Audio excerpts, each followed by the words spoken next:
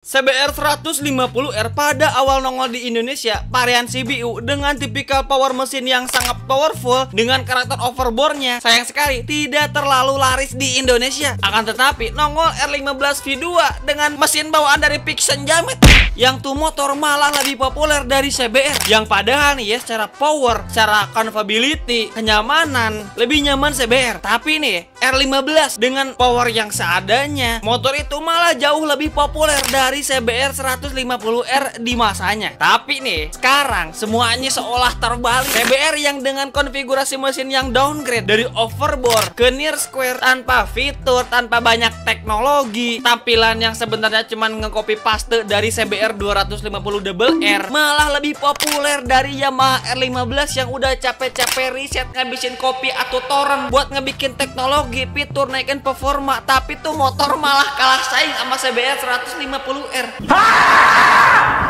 Ini sebenarnya apa yang terjadi? Bagaimana anomali serumit ini bisa terjadi di negara kita?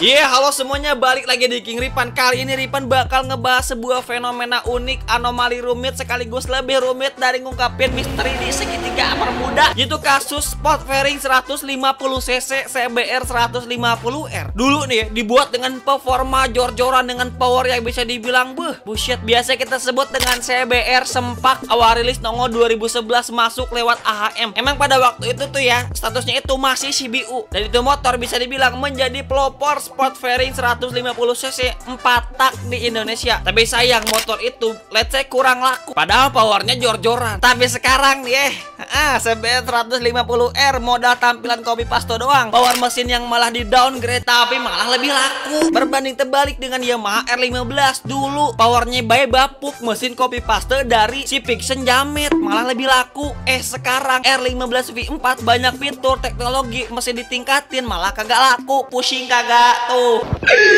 Jadi makanya kita bakal bahas tentang konspirasi yang terjadi yang sebenarnya lebih rumit dari konspirasi di segitiga Bermuda. Buset dah. Nah, sebelum bahas lebih jauh, Ripan bakal jelasin dulu tentang sejarah dari CBR 150R. Jadi CBR 150R pertama kali masuk ke Indonesia pada tahun 2011 lewat Astra Honda Motor, dan pada saat itu statusnya itu masih CBU, dan bisa dibilang menjadi pelopor dan motor pertama 4 tak 150cc sport fairing di Indonesia. Tapi emang sayangnya penjualannya tidak terlalu laris di pasaran, dan sebenarnya alasan di sini mungkin pada waktu itu orang-orang masih belum terlalu tertarik dengan motor sport fairing, apalagi motor tersebut dibanderol dengan harga yang sangat mahal. Dan pada waktu itu juga masih populer era Jamet dengan knalpot moncong purba yang nyilang kiri kanan atas bawah, Pixen dan juga Ninja RR.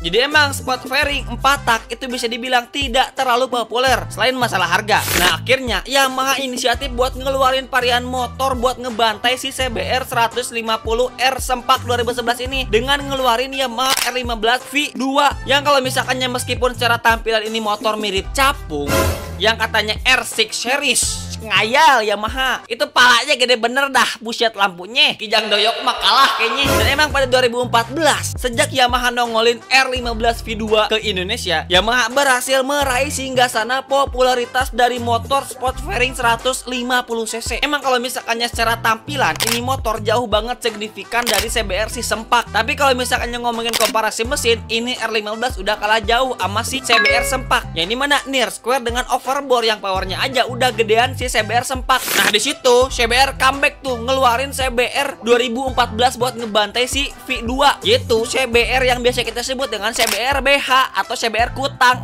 Dah buset, ini Honda bikin motor mesum-mesum semua dah, daleman baik ngomonginnya udah sempak, udah BH, terbaik apaan dah, ya ilah.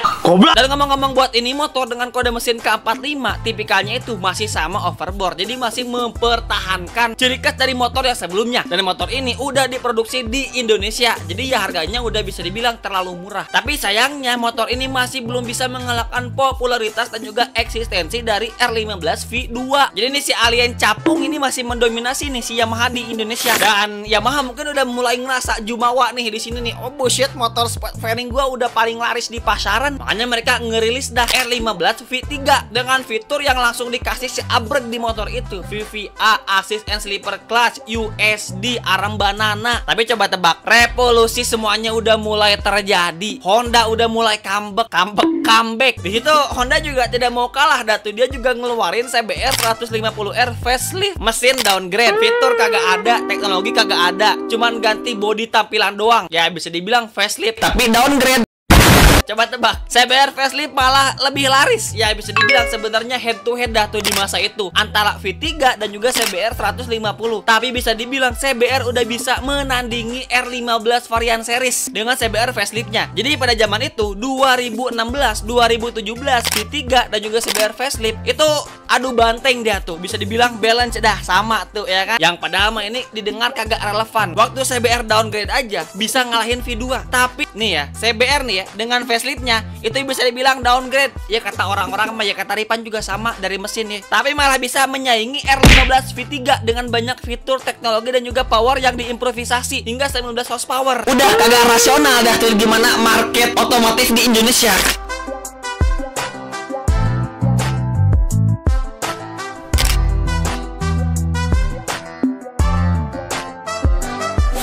Yang paling bikin plot twistnya di sini adalah tahun 2021 nongol R15 V4 dan juga CBR 150R. Apa ya? Facelift kali ya? Sekarang kalau misalkan yang ngomongin R15 V4, Assist and Sleeper Clutch, bodi tampilan udah mirip Aryan Preketek, udah kayak alien ngemut cilok, USD, arm banana, quick shifter, Y-Connect, banyak banget itu fitur-fitur teknologi di R15. Tapi penjualannya malah merosot 40%. BTW Ripan udah bahas di video spesifik buat ngebahas tentang Yamaha R15 V4 yang malah turun terjun drastis video sebelum ini. Cek aja di King Ripan. Buncit ilah promosi.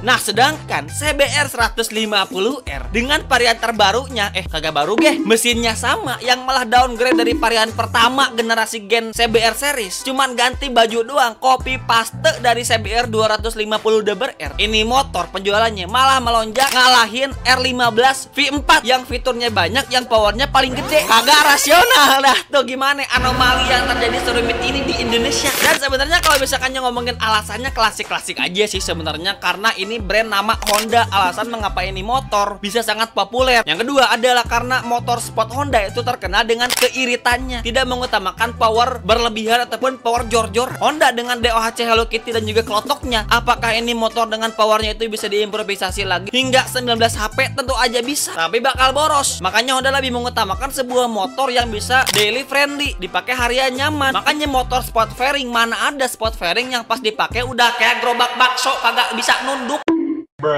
Jadi sebenarnya ini bukan motor sport fairing, lebih ke sport tourer. Motor sport tapi bisa dipakai tourer, bisa dipakai touring, sama kayak IR6E fairing tapi bisa touring. Gimana itu logikanya? Selain menjual nama Honda, mempertahankan mobilitas sesuai dengan market share di Indonesia, yang kita itu pengen motor sport tapi bisa juga dipakai harian, gak pegal dan juga nyaman. CBR pintar dah tuh di situ. Apalagi dibantai dengan istilah kata irit. Ini motor paling irit di pasaran. Jadi ini ya, ini Honda udah malu-maluin Yamaha yang ilmuannya udah riset sampai 1 liter gentong galon toren kopi hitam buat bisa ngeriset fitur, teknologi, naikin power. Malah kalah sama motor yang kagak ada fitur, kagak ada teknologi, power juga lemot, modal juga copy paste dari CBR 250R. Bayangin itu gimana sakit hatinya si Yamaha. Tapi CBR dia power yang malah downgrade, fitur kagak ada, teknologi kagak ada, malah bisa mendominasi. Tapi intinya kita bisa lihat di sini, kalau misalkannya pengen jualan di Indonesia itu tergantung kepintaran dengan strategi penjualan. Bukan masalah fitur, teknologi, power, apalagi nih ya, kepintaran Honda. Mereka bisa menduplikasi CBR 250RR dengan versi saset. Mereka sadar nih kalau misalkannya CBR 2.5 itu populer banget di Indonesia dan harganya mahal. Makanya mereka konversikan ke motor 150cc dengan tampilan yang kurang lebih agak sedikit sama, tapi dengan harga yang lebih murah seperempatnya. Bayangin, ya orang-orang pasti berekspektasi dong dengan beli motor CBR 150R terbaru, otomatis bakal sama dengan CBR 250 double R. Tinggal modifikasi tipis-tipis, langsung laku dah tuh CBR CP Gocap R. Cuma modal ganti baju doang. Jadi intinya kalau misalkannya pengen jualan di Indonesia, strateginya itu bukan tingkatin fitur dan juga teknologi. Orang-orang kita mah kagak peduli masalah gituan. Yang penting gengsi, yang penting caper. Pakai motor CP Gocap bakal dikira motor 2,5. Bodoh amat, power lemot, nggak ada fitur, nggak ada teknologi. Yang penting irit, bisa dipakai harian. Dan intinya itu beberapa alasan yang ngebuat anomali ini sebenarnya terungkap. Yang penting mah daily use, aman nyaman digunakan.